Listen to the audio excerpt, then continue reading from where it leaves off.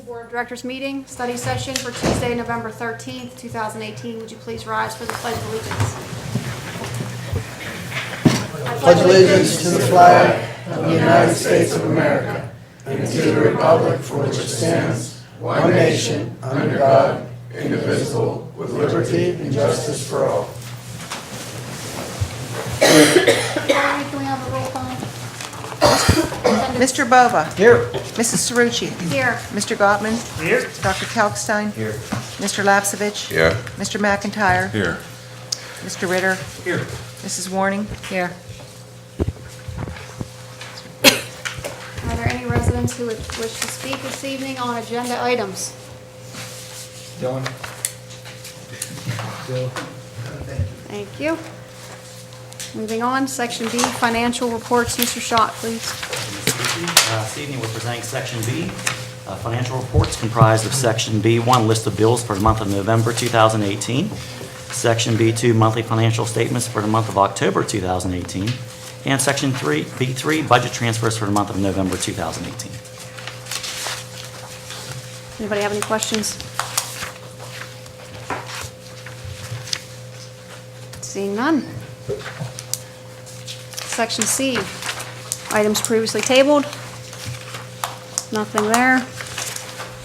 Section D, personnel matters. Mrs. Crump. Thank you, Ms. Cerrucci. Under resignations, we have 3 resignations listed for next week's meeting.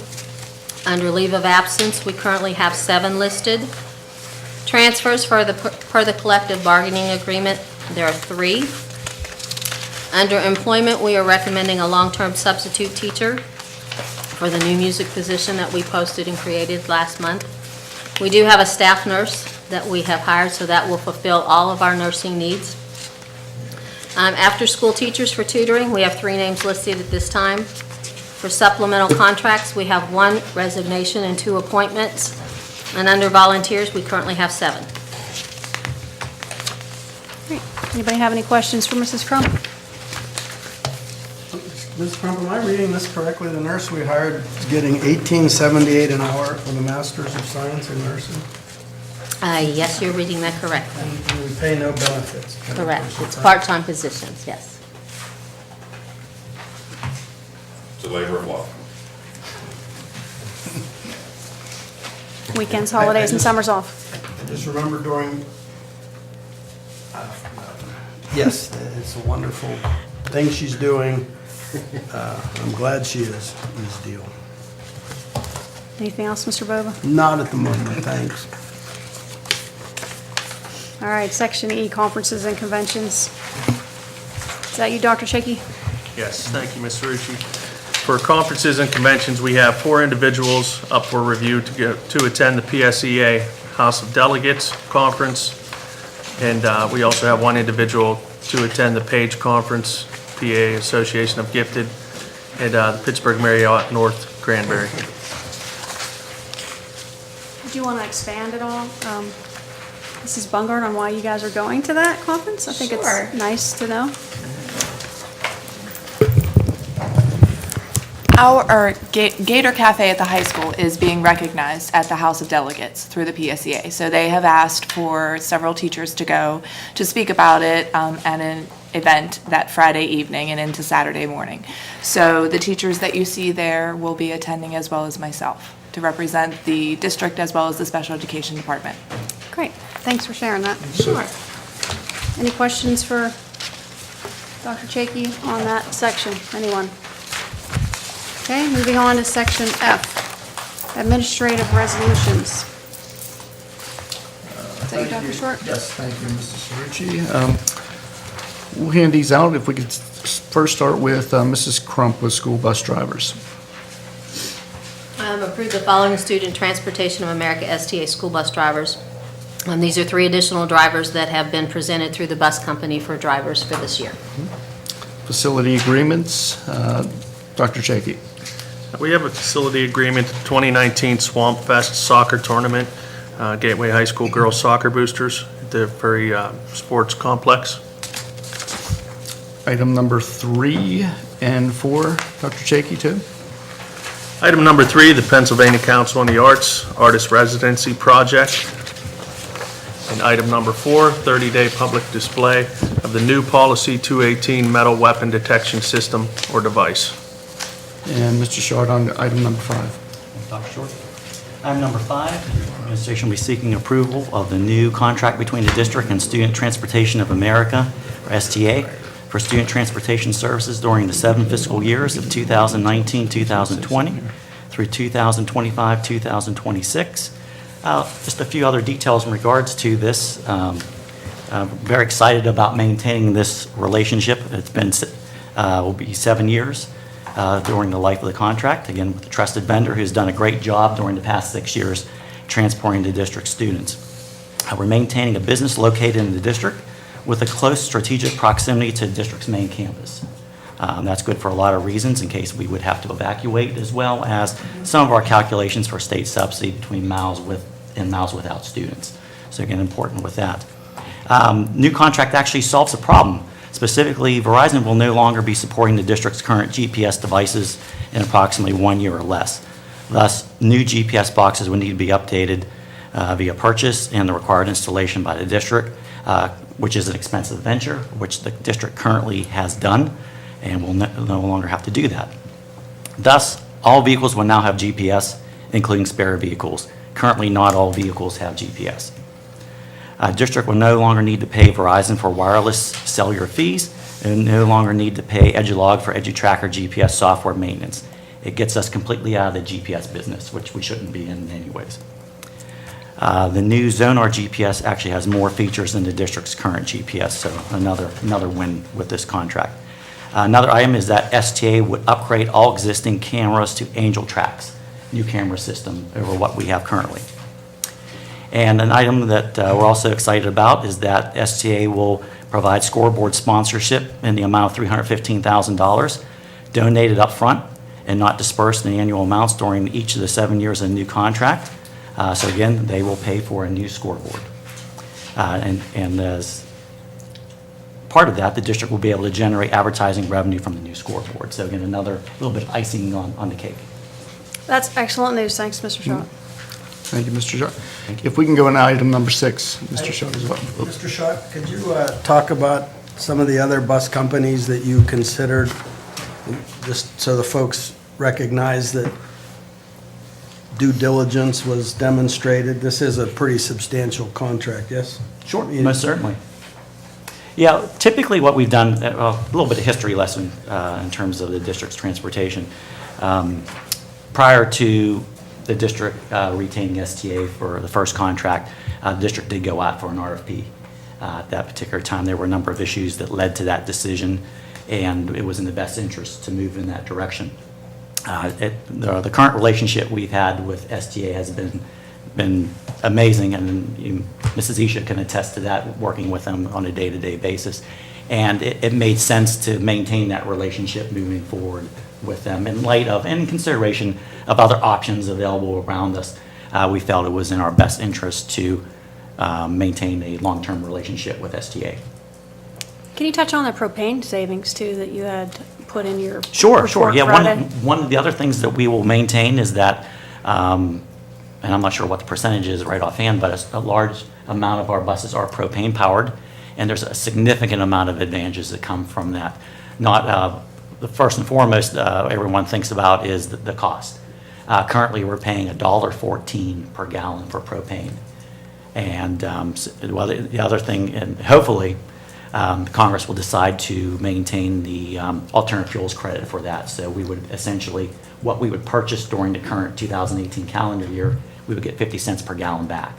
So again, that takes that net amount to below $1, which is very good for the district as well. Was our previous bus company diesel? A diesel fuel, correct. Which One of the other is- nice things, again, with the green technology, but one of the other great things with the propane buses is student management, because they're so much quieter. The bus driver can really hear what's going on those buses instead of the roar of the loud diesel engine. I mean, it's like night and day. I mean, even you just stand behind one of those when it's idling and there's no exhaust coming out of it that you would be able to recognize like you couldn't with a diesel, getting anywhere near a diesel vehicle for that. So, again, a lot of other advantages that made it easy to maintain this relationship with STA. And Gateway was one of the first districts to go with the propane buses as well. We were one of the first districts in Western PA, and obviously in the magnitude of taking our fleet and coming out with almost the entire propane-powered fleet. And they don't have any starting issues either when it's very, very cold out. Correct. That's eliminated. There's not an issue at that point at all. And that saves on fuel as well, when you can just get into a vehicle and hit the key and drive it, as opposed to with diesel, they would have to go in, mechanics would go in early in the morning, start them up, let them run. They would have to put fuel treatments in there as well to keep it gelling up. So it saves a lot of issues. So in the event that it's, 20, 30 below windshield, we don't have issues with our buses. Our buses will go. And one of the biggest advantages is the location of the actual bus garage, which is probably 2 miles, 3 miles away from the actual campus here, which does allow for those emergencies whenever we would need a bus and/or drivers who would call off and are able to make our runs. Can I put you on the spot? Mrs. Isha, can you comment on their problem resolution as compared to previous contracts? How are they when you have an issue? We have the manager at the garage. She's very diligent. She's up on all the latest safety things with the drivers, and she is very on beat with every one of them. She's always on top of issues. We had one in the recent week, and she brought the driver in. She's makes them come in for additional training. I mean, I think they do a great job as far as that goes. Compared with what we've had in the past, and I think Bonnie can attest to this, without naming other companies, that we have been very, very pleased as a district with the Very relationship with the fortunate. SDA. Okay, anybody else? Paul, have you gotten calls about the propane use by other managers, other districts? We have, I know myself and Ron Ferrick, who will actually be in attendance at next week's meeting as well, himself, and also Paul Fickner from SCA. It's probably been three years now. Ron and I actually put a presentation on down at the IU where he actually brought in one of the propane-powered vehicles, and we talked about that. I talked about from my perspective from the school district, his in terms of the contractor, and quite a few business managers didn't even know about this being available, and it really opened up some You think eyes. it's coming in the future, that's going to be the way to go? It definitely is. Yes. Definitely is. Pine Richland School District jumped on board soon after a number of other That's what I thought. prominent districts. Any other questions on item 5 before we move on? Item number 6, Mr. Schott. Thank you. Item number 6 is to approve the district's utilization of Epic Communications as an E-rate funding consultant to assist the district with future applicable capital projects on an as-need basis, with compensation to be limited to 10% of a successfully filed district E-rate funding request for applicable capital projects as depicted in Exhibit C. Item number 7. And finally, item number 7, this is one we typically do this time of year, is the approval of the district's management's discussion and analysis, or MD&A document for 17-18 fiscal years depicted in Exhibit D. This is a requirement. We have this approved, and it's incorporated into the district's audit report, which we will have at the December meeting for approval. Currently, I'm in the process of working with the local auditors. I just sent over some additions to the actual notes to the financial statements, so we're concluding that document and basically getting it done, so we have it done so we can release it officially by December 31st to meet our SEC posting requirements and some other posting requirements with that document as well. So right now, we're definitely on track with that. I don't want to take too much thunder away from that, but when we have that in December, we'll go into a little bit about some of our results as well. When we have the local auditors may or may not be present for that one if we don't have the final draft. But definitely in January, we'll have them in and be able to review some of that information as well with everyone. In addition to the information that I shared last week with the board on some of those results. So, Okay. Anybody have any questions for Mr. Schott? Second, For all your hearings. Keep everything on task. Thank you. are there any board member resolutions this evening? Seeing none. Are there any comments from residents on non-agenda items? Spiegel, welcome. My name is John Ford, and I live in Monroeville. I have 3 students in the district. I have 2 in third grade at UP and 1 in kindergarten. And leading back to the bus issue, that is really why I came today. Standing at the bus stop this afternoon, we received an email that the students on bus 134 were taken off the bus for a mechanical issue. They evacuated from the back of the bus and were immediately placed on a new bus. So as a parent, you go, okay, they're all evacuated off the back of the bus. Waiting for the kids to get back to the bus stop, I'm like, okay, what one of thousands of things could go wrong?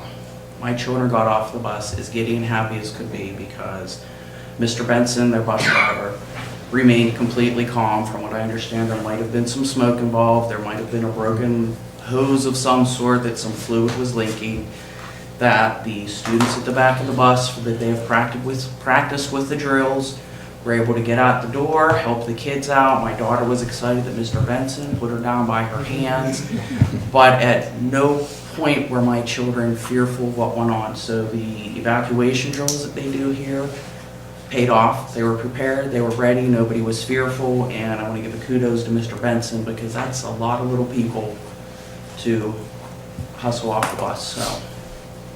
Thank you. Thanks for sharing that. Anybody else?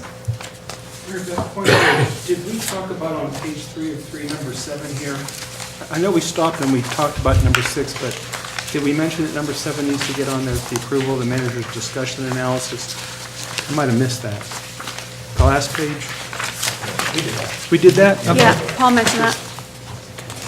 Do you need any further clarification? Nope, just wanted to make sure we didn't overlook it. Okay, moving on, section 12 would be reports. Mrs. Bungart, do you have anything? Nothing at this time. Thank you. Dr. Chickie? Nothing at this time. Dr. Rossi? I did want to acknowledge our library department and building principals for being recognized recognized as a common sense district for their work in digital citizenship and literacy. If you note the beautiful sign above my head, cameraman. Thank you. Thank you. Mr. Schott, anything else? Nothing further, thank you. Mrs. Crump? Nothing at this time, thank you. Do we need any positions filled? We are still currently looking for paraprofessionals. Thank you. We do have a posting up on the website for technology, and we have an anticipated principal position opening up. Mr. Ritter? Sure, we've got an election coming up in May for the 5 open seats that we'll be having in the school board in November. So for those who are thinking about contributing, what you want to do is back off from the May. What you need to do is get your petitions gathered in January, February, so that you can get your name on the ballot successfully by May, so that you can be voted in, so that your name can land on the November ballot, to make it easy for people. So if you don't know how to do that, contact your committee people and they can walk you through it. We had a lot of people step forward when there was an open seat here. This is another time that you can step forward and serve in the community. Let us know how we can best help you to do that. That's it. Great. Mr. Bova? No, nothing, thank you. Mrs. Warner? Mike, are you going to read that? I just want to show you what else our school does here. Just real quick. Mike, Mike, guys. You want to hit the front lights, maybe? First one, That's As all you right. know, I still volunteer with the cheerleaders. We do have a coach. Yesterday, we conducted a clinic with Gateway Cheerleaders and the Western Pennsylvania School of the Deaf. And the girls that aren't in uniform are the cheerleaders that are from the School of the Deaf. This is the whole group together. The young man that's standing there, he is their mascot. He did put on our gator outfit. Their mascot is a lion, and he could not believe that we actually had a gator.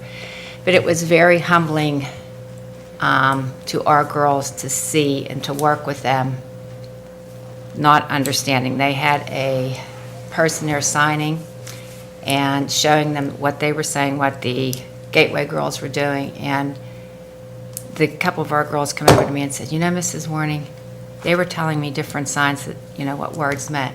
So instead of just being out on a field or in a basketball gym or anything like this, they are working with other schools, and this was really a great experience for the kids all around. So they are invited down to see one of the basketball games and how they cheer, because one of the questions they asked was, how do they know when a ref is blowing a whistle or something like that. I really don't know. So I'm curious to see how it all takes place. So I just want to thank the Western Pennsylvania School of the Deaf for coming out and being a part of this. And they were given Gateway football, Gateway towel, Gateway shirts. So this really made their day too for something else. So it was really good. And one other thing, Friday evening, the football team will be playing at West Mifflin. They will be playing West Allegheny in the semifinals. I want to say my congratulations and kudos to the parents, to the cheerleaders, to the band, to the color guards, to everyone that goes, especially this football team that is putting everything out there in this weather that they have been having to deal with.